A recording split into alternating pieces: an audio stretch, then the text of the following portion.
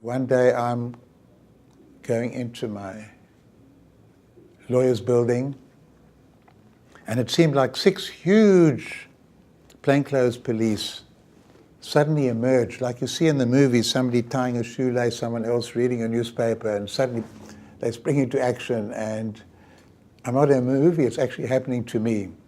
They're locking me up without trial, without access to lawyers, family, and so on. And I find myself in a concrete cube.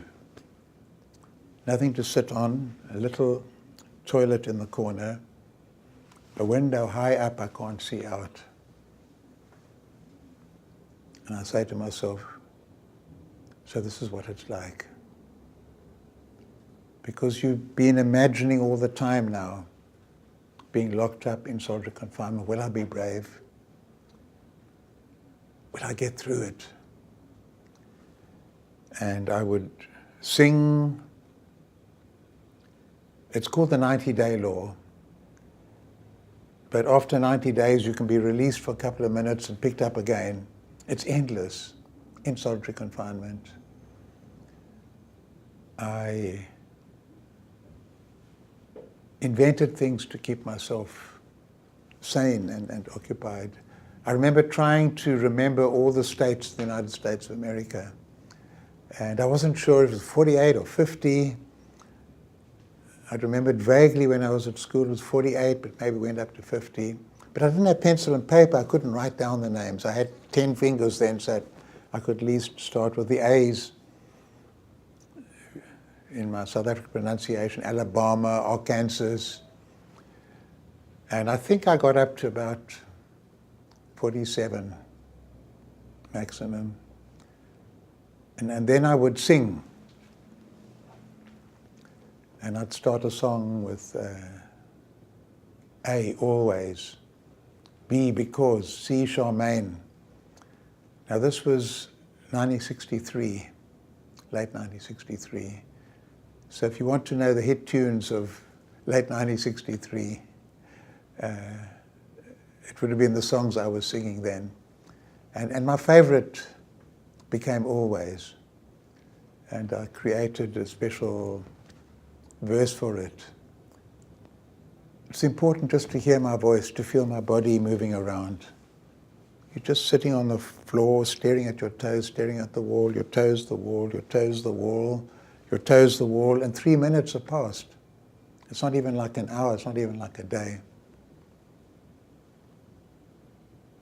I'll be staying here always, year after year, always, in this little cell that I know so well.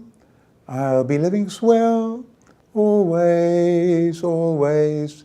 And I'd sort of waltz and twirl around and feel amused that this Irving Berlin song that he wrote as a love song to his wife, and that was used by Noel Coward in a British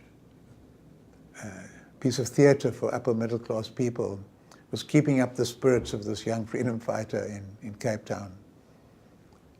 I'll be staying in always, keeping up my chin always, not for but an hour, not for but a week, not for 90 days, but always.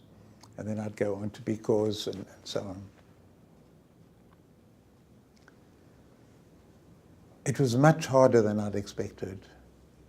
I would be allowed out for a tiny bit of exercise, 20 minutes each day in a little yard, and I'd run round and round and round on my left leg, and then I'd go the other way around to give my right leg a chance, and I'd imagine I'm running to the sea.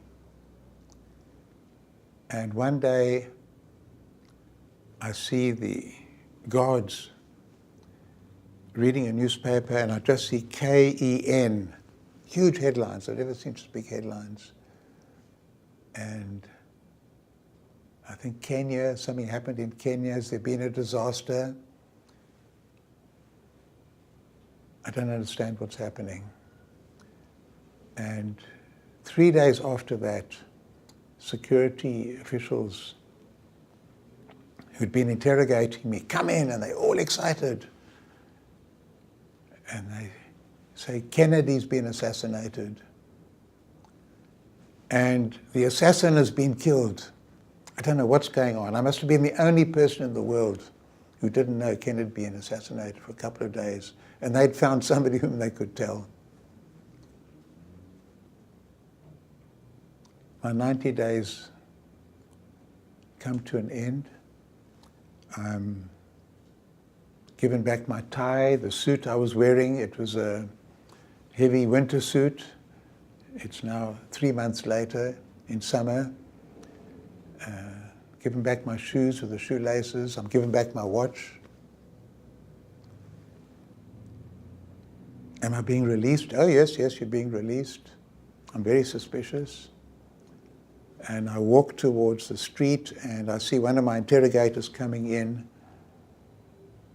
He's smiling, he puts out his hand. I shake his hand, he said, "I'm placing you under arrest." So they complied with the 90-day limitation for 2 minutes. They took my shoes again, they took my tie. I'm back in my little cell. Another 78 days in prison, and I was released as suddenly as I was picked up. And I ran to the sea, feeling absolutely joyous and elated. And my colleagues from the legal profession, they heard I'd been released, and they came in their suits down to the beach, which was about 8 miles, maybe from where I'd been released, 6, 7, 8 miles.